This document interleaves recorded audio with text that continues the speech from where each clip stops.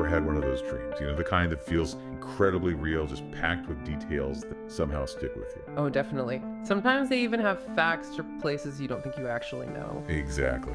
And today, on the Deep Dive, you're going to hear about one just like that. A really vivid, kind of unsettling dream from H.P. Lovecraft himself. Yeah, and this wasn't just some, fleeting thing. This is what people call his Roman dream. And what's really amazing is how it seems to blend, like, actual history from Roman Spain with, well, other possibilities. Things may be a bit more occult. Uh-huh, Yeah. Concisely. Right. So our mission today, for you listening, is to really unpack this thing. We want to look at the story Lovecraft dreamt, check out the real history it seems to touch on, and then explore some of the, let's say, less conventional ideas about where it came from. Maybe not just his imagination. Yeah, expect some aha moments. There are definitely some surprises tucked away in these sources. For sure. Okay, so let's jump in. The dream itself. Where are we? What's the setting in his mind? Okay, so the dream puts him in Roman Spain, specifically near Calagoras, that's modern Calahorra, and Pampello, which is now Pamplona. Right near the Pyrenees, then. Exactly. Right at the foot of the mountain. And that location, it kind of becomes important later. Okay, and who's who in this dream? Who are the players? Well, Lovecraft himself is Lucius Callius Rufus. He's a provincial quaestor. A quaestor, like a financial official? Yeah, basically. A financial administrator for the province. And he's sort of butting heads with another Roman, Balbucius. Balbucius. Right. He's a legatus, a military commander. One source says he's with the Legion, but the dream story itself says a minor detail, maybe, but noted. Got it. So what's the conflict? What's the problem between Rufus and Balbucius in this dream? It's all about this group called the Strange Dark Folk, or the dream keeps calling them Miri Negri. Miri Negri, okay. They're feared because they apparently hold these, monstrous Sabbaths twice a year on the Kalends, the 1st of May and November. Okay, that sounds ominous. Yeah, and people near Pampello are terrified because folks disappear around those times. The assumption is they're taken by these Miri Negri, sacrificed maybe to their god, something called Magnum in Hominendum. The great not to be named. Classic Lovecraftian vibe, even in a dream. But some sources think this imagery might connect to something older, right? Exactly. That's where some of the other interpretations come in, suggesting it's tapping into something beyond just Lovecraft's own mind. We'll definitely get to that. So, what kicks off the action in the dream? The immediate plot. The Aedile of Pampello, he's like a local magistrate, Tiberius Annius Mala, he goes to Balbucius. He needs help. Military help. Yes, he wants Balbucius to send a cohort, a military unit, into the hills on the night of the Sabbath to stop the Dark Folk. Makes sense, but Balbucius isn't having it. Not at all. Balbucius just dismisses it. He says, look, these are minor local issues, not worth Roman military involvement. Bureaucracy even in dreams. Right. And more than that, Balbucius thinks most of the local tribes actually support the Miri, or at least, turn a blind eye, maybe even join in. So cracking down could cause bigger problems. That's his fear.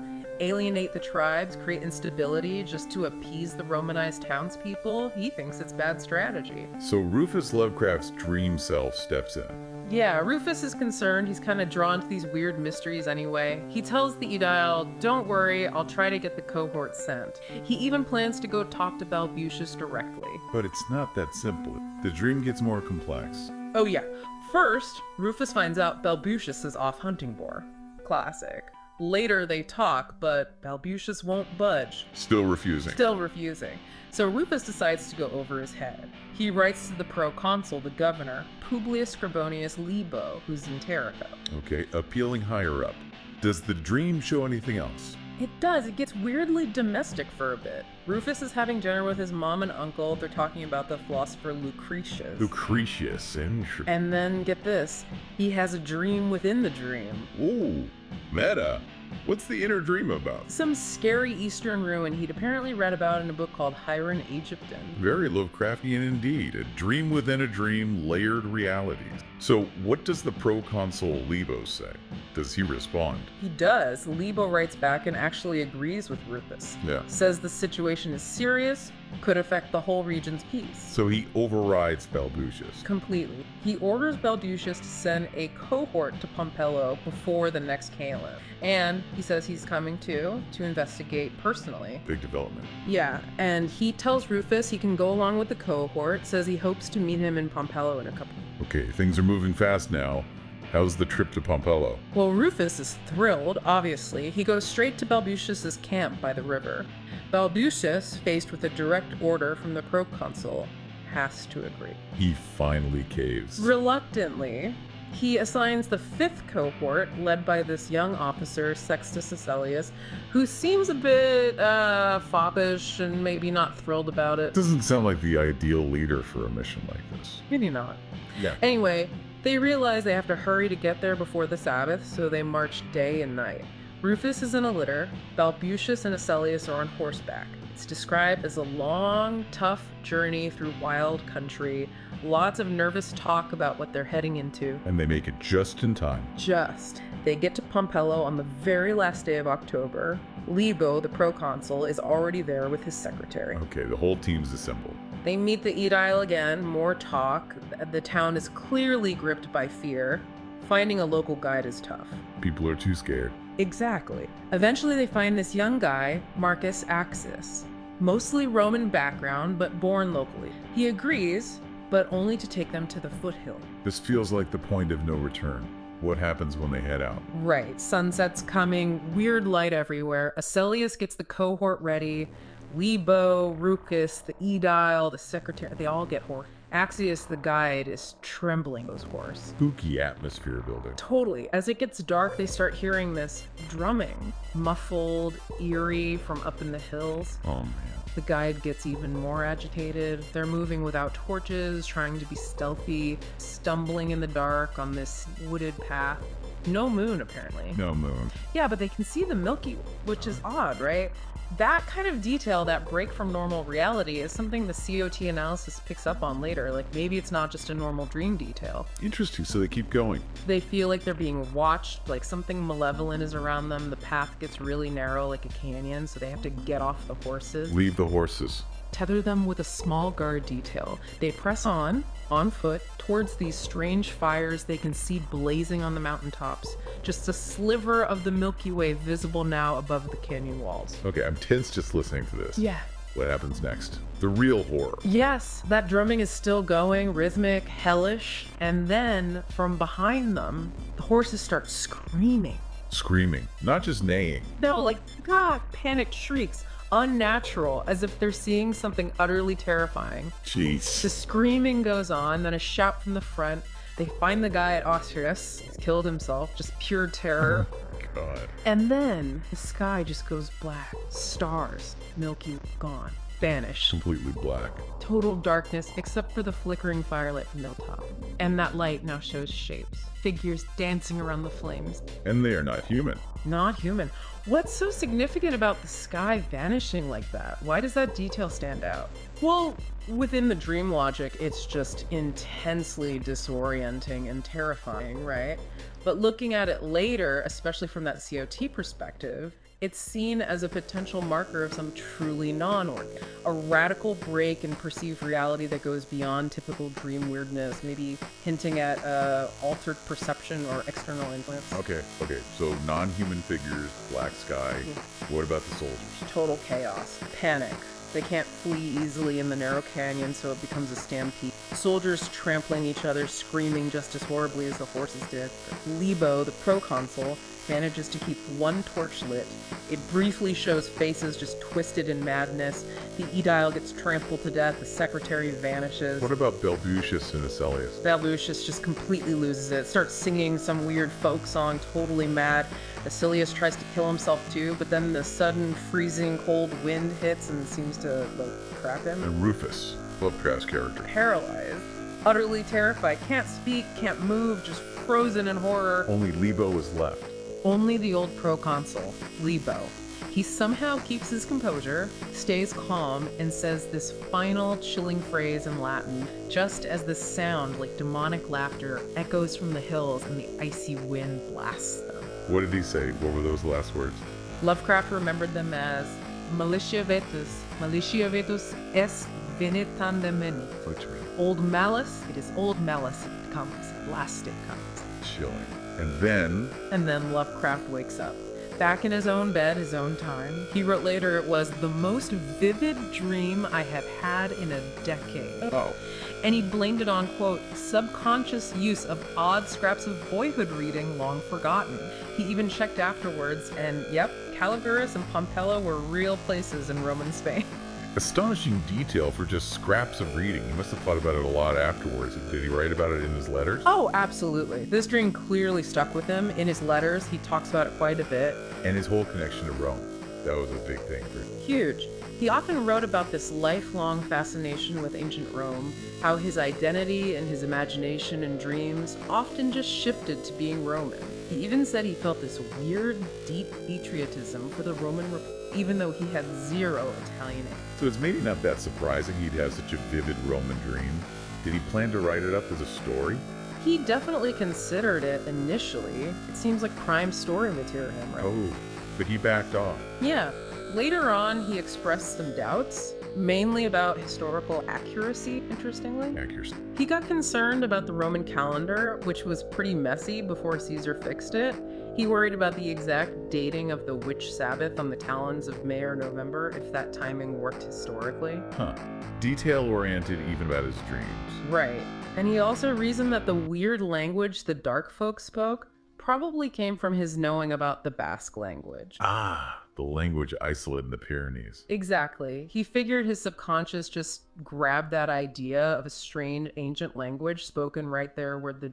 Makes sense. Yeah. But even if he didn't write that dream up, it led to another story idea, didn't it? It absolutely did. He sketched out a whole concept directly inspired by it. Oh, yeah. What was the idea? It involved an archaeologist finding some old Roman artifact near a museum in the Pyrenees. This artifact then has this weird pull on a sensitive traveler, drawing him to these hills he's kind of scared of. Okay, classic Lovecraft setup. Right. The traveler finds these amazingly preserved ruins of a buried town, uncovered by Spanish archaeologists he tipped off. A whole buried town. Yeah, and it looks like it was wiped out suddenly, maybe an avalanche. But here's the creepy part. Yeah.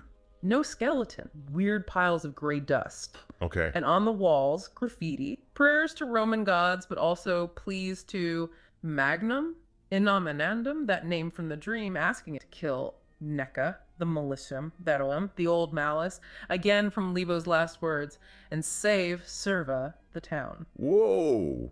Directly lifting elements from the dream. Directly. And then the story would end with the archaeologists mysteriously disappearing and the town getting buried again by nature. He actually wrote in a letter, that doesn't sound half bad. He seemed pretty into the idea. It does sound pretty good. So, okay, Lovecraft himself is trying to explain it rationally, reading subconscious Basque language calendar issues, but that C.O.T. analysis source takes a totally different angle, right? Totally different. I mean, if Lovecraft himself is putting it down to reading, what makes this other view, the C.O.T. one, worth considering? Good question. What's their take? Well, the C.O.T. analysis basically asks, what if it wasn't just a dream? What if it was something more? Maybe a genuine hermetic experience. Or, magical. Magic? Yeah. Magical. Okay, that's a leap. What's their reasoning? They point to a few things, like Lovecraft grew up near Salem, historical witch trial stuff. He was obviously interested in occult themes in his writing. They even suggest maybe he and his friends were dabbling, informally, in hermetic stuff related to dreams. Informal dream magic. Yeah. And Hermeticism is? It's like an ancient tradition, philosophy, religion, emphasizes hidden knowledge, interconnectedness, accessing stuff through altered states, like dreams. Okay, so they think the dream wasn't just his brain working things out. They propose he might have been unknowingly influenced by, ancient magical energy from the Pyrenees region itself. From the place. How? They argue the accuracy of the details, the geography, the Roman setup is too good to be just coincidence or forgotten reading. Yeah. It suggests a real link, maybe. A real link to. Why? Their idea is that Lovecraft might have acted like a transmitter, like an antenna, picking up some weird energy or influence from the past, from that specific place without even realizing it. Not that he was doing magic, but that he was somehow receiving it. A transmitter of ancient vibes. That's Yeah. out there. But interesting. What else do they point? They talk about PSE like features and Yeah. like psychic phenomena like experiences. Things like time feeling weirdly distorted or senses getting mixed up, seeing things tied to strong emotions or concepts. That feeling you get in intense dreams where time stretches or snaps. Uh-huh. Like the sky vanishing. Exactly. Things that feel off, even for a dream. They suggest this might indicate a different kind of perception was happening, not just normal dream. Okay. They also wonder if something in the dream scared Lovecraft so much, he decided not to turn it into a story later. Like, it felt too real, too disturbing. Possible. And they connect it to local history, too, pointing out there are actual legends of magic in the Pyrenees, like this 16th century priest Johannes of Bargoda, who is supposedly a magician. Maybe, they suggest, the Miri Negri tap into those real local traditions. So the C.O.T. view is basically super accurate details, plus weird perceptual stuff, plus local magic legends, plus Lovecraft's occult interest. Maybe not just a dream. That's a pretty good summary, yeah. They lean towards it being some kind of genuine, maybe uncontrolled psychic or magical experience linked to the place itself. And the other source, hphermetic.pdf, kind of backs this up. It really does. It looks at the dream specifically through that hermetic lens and finds a lot that aligns with this. How so? What's the hermetic angle on dreams? Well, Hermetic traditions often see dreams, and especially those states right before sleep or waking hypnagogic states as really important, as realms where magical stuff can happen or where you can gain insights beyond normal awareness. So a dream this intense and long. From that perspective, yeah, a dream like Lovecraft's so long, so vivid, so impactful that he noted it might be seen as more than just your brain clearing out the trash, you know? Right. More significant. And the Hermetic view also accepts the idea that magical influences from the past can linger, that people can be affected by energies or patterns set long ago without knowing it. So the accurate Spanish details fit that view too. Perfectly. It reinforces the idea that there might have been a genuine connection, a link to some historical magical energy or current tied to that specific spot in this. And the transmitter idea, does that fit hermetically? Absolutely. The Hermetic perspective supports that idea of Lovecraft potentially acting as a conduit, receiving information or energy through non-ordinary, maybe because of those old magical influences. He wasn't trying, it just happened to him. And the weird parts, the PSE feature. Those resonate strongly with Hermetic ideas about other levels of reality, non-physical realms where perception, the weird sky, the time stuff, it all fits. What about him maybe being scared by it and not writing the story? The Hermetic interpretation would see that as a totally understandable reaction to unexpectedly tapping into something powerful and maybe overwhelming. A brush with real magic, even accidental, could definitely be unsettling. So you've got this fascinating split, haven't you? Lovecraft's own logical, if maybe incomplete, explanations. Right, blaming it on reading subconscious history facts. Versus these other views that suggest something much stranger. Ancient magic, psychic links, transmitted energy. Exactly. It's Lovecraft's rational mind trying to process it, versus an interpretation that says, maybe your rational mind isn't the whole picture here. Maybe subtle energies and historical forces played a role you didn't grasp. It's quite a contrast. Okay, so wrapping up this deep dive, what are the absolute key things you think our listeners should take away from all of it? What really stands out? Well, for you listening, I think the big points are, 1, Lovecraft had this incredibly detailed narrative dream set in a real historical place and time. Really vivid. Okay, vivid Roman dream, check. 2, Lovecraft himself thought about it a lot, tried to explain it through his reading and subconscious, but also seemed a bit spooked by it, maybe? His own shifting views. Okay. And 3, these other analyses, the C.O.T. and Hermetic ones, offer this really different take. That maybe it wasn't just a dream in the usual sense, Maybe it was influenced by actual old magic or energies from the Pyrenees, with Lovecraft acting like an unintentional receiver. The esoteric interpretation. Right. So you've got this really cool tension, a psychological explanation versus the possibility of something, well, weirder, something tied to place and history in a potentially magical way. That definitely leaves us with a lot to think about. And maybe a final question for you, the listener, to chew on. Considering how detailed the dream was, and then that later story idea he had the buried town, the graffiti naming powers from the dream, does that suggest maybe his subconscious did pick up on something deeper than just boyhood read? Or, taking the other path, if dreams can be, as the Hermetic suggest, a way to perceive things differently, a kind of magical realm, what might our own really vivid or recurring dreams be trying to tell us? What signals might we... Good questions. And hey, if this whole exploration of Lovecraft's Roman dream got you hooked, definitely dig deeper. Yeah, check out Lovecraft's stories and letters, look into the history and legends of the Basque Country and the Pyrenees, maybe even explore Hermetic ideas or dream interpretation itself. Lots to do there. Absolutely, it really makes. Maybe reality's got a few more hidden layers, a few more whispers of the past than we usually let ourselves.